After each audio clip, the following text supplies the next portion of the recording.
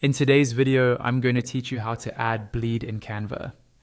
Bleed is really important for anything you plan to print, like flyers, business cards, posters, or postcards.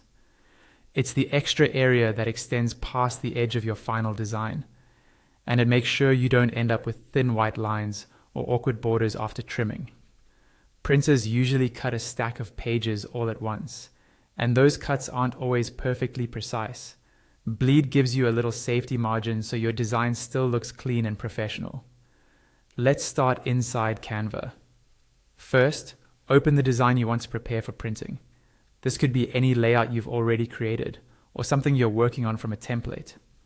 Once you're in the Canva editor, look toward the top of the screen.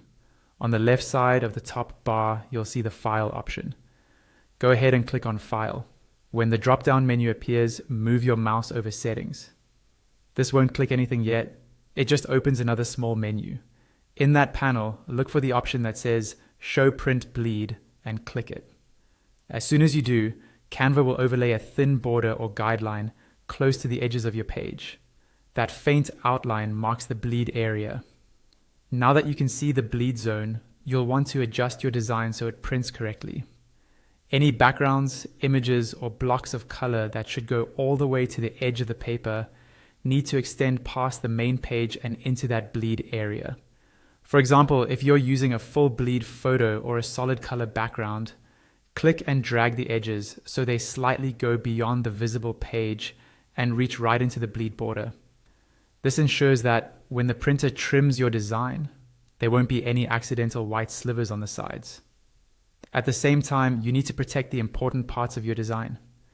Elements like text, logos, icons, or anything that absolutely must not get cut off should stay inside the safe zone, away from the outer edge and away from the bleed line.